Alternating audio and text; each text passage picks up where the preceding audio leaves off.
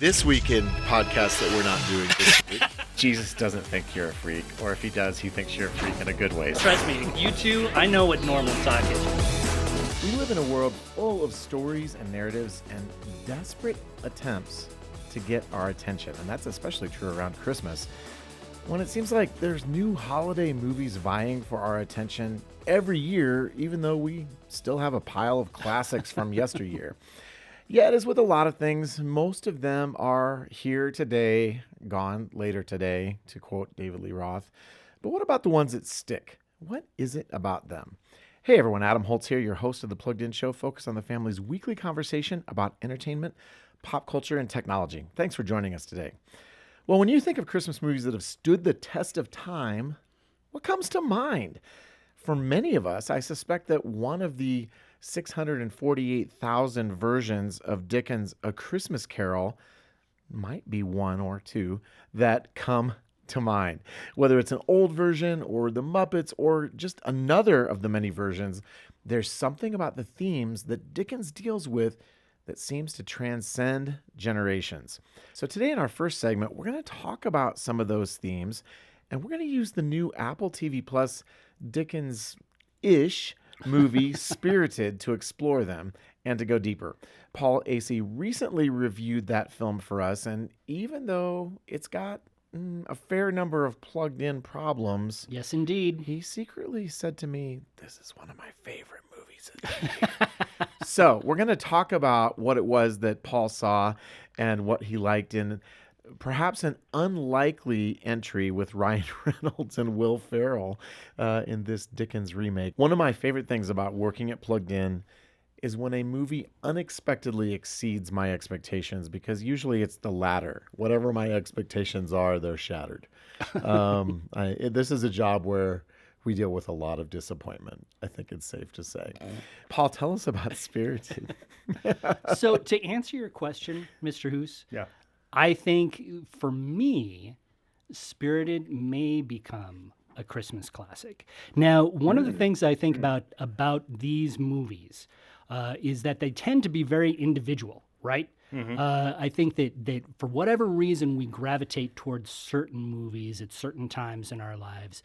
They become sort of a part of who we are. That's one of the beauties and curses of movies.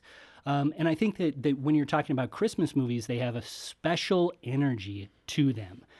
Because they are so seasonal, they center on a very special time of the year. You just answered like 8 of my other questions. There's plenty more to talk about. Thanks. Trust me. So just to give the lay of the land, essentially what we have is a Christmas Carol, only not really. We realize as the movie begins that Dickens' A Christmas Carol is actually a yearly thing. It didn't just happen to Scrooge. It happens every single year. The ghosts of Christmas present, past, and yet to come haunt some terrible, despicable soul to change Somebody them who's into Scrooge-like. somebody who's Scrooge-like to change them into a better person. And then once they are changed, they all sing and dance about it. That's what happened with me when they came to visit me. Yeah, so Yeah, it's true. generally speaking, the people that they deal with are terrible people, but they have a small reach. This time, Christmas Present, who's played by Will Ferrell, wants to go beyond that, to go for quote-unquote the whale. And that whale is Clint Briggs. He is sort of a publicist who specializes in rage. He encourages controversy. He encourages people to get very mad at each other. He deals with a lot of powerful organizations, and he knows, Christmas Present knows, that if he can change this man, the ripples could go out into the world and make the world actually a better place. And he's played by Ryan Reynolds, correct? He is played So, I mean, the fact Clint- that it's Deadpool, I mean, it just adds a layer here. There you go. Right? There you go. So what happens? So I don't want to. Well, I mean, in a non-spoilery kind of way. So you see what you see in the Dickens story. These ghosts come. They haunt Clint. Clint. The reason why he was actually ignored, first of all, is because he was labeled. His file is listed as an unredeemable. He cannot be redeemed. So he's like on the super naughty list. He's on the super naughty list. There has only been one person to go through, quote unquote, the program who has been unredeemable before. So Clint is very much an exception. The CEO of sort of this Christmas enterprise is dead set against even trying to go this way. But Christmas Present decides that he really wants to try to redeem this unredeemable. Clint is very resistant to the ghost's impassioned pleas to change, shall we say. And as the movie goes on, it becomes not only a story about Clint and whether he will change or not, but Christmas Present and whether he can take the next step in his own journey. Whoa, so it kind of goes multiple unexpected directions. Yes. Or maybe one expected direction and one unexpected direction. Correct. Well, obviously there are some themes here that hint at change, forgiveness, redemption, which I think are some of the core themes, and we'll talk more about those here in just a minute.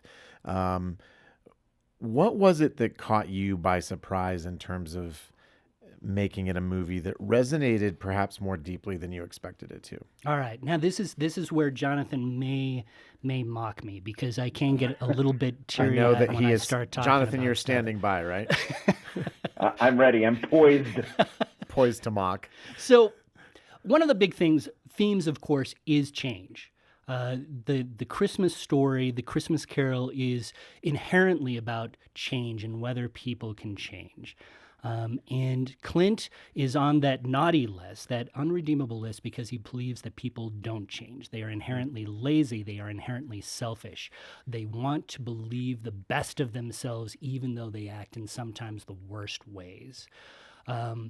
Christmas Present and their whole enterprise is predicated on the idea that people can change and should change.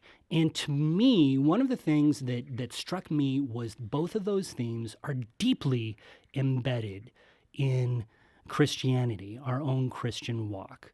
You know, the Bible tells us that we are sinners, that we are bad people, that we all have Scrooge in us. And if we are left to our own devices, that we can be really terrible people.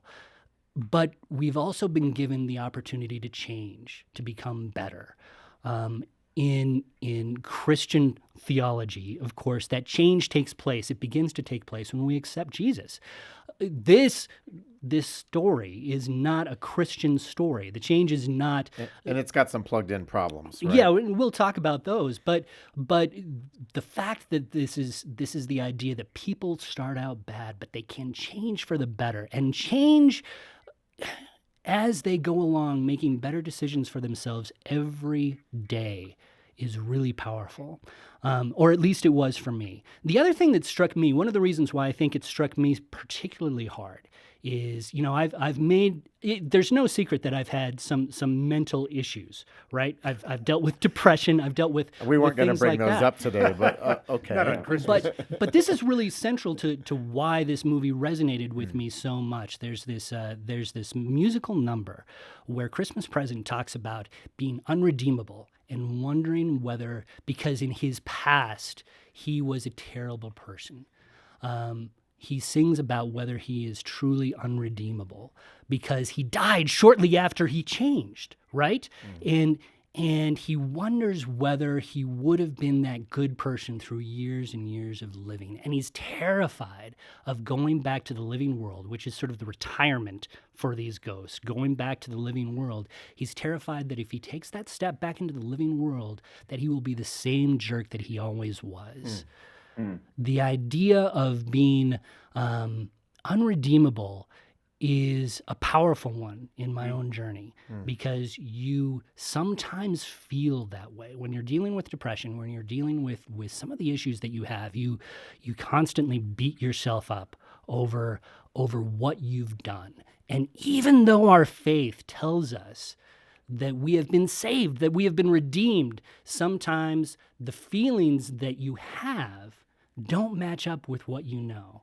And so for me, those themes really were very, very powerful for me. Wow. I mean, it feels like more than you might expect from a Will Ferrell, Yeah. Ryan Reynolds throwaway Christmas movie. Because like when I was talking in the intro, Christmas movies are a dime a dozen. Hollywood throws another couple hundred at the wall every year to see what sticks. Right. And this feels like one that has deeper resonance than you expected. But that's the great thing about films, isn't it?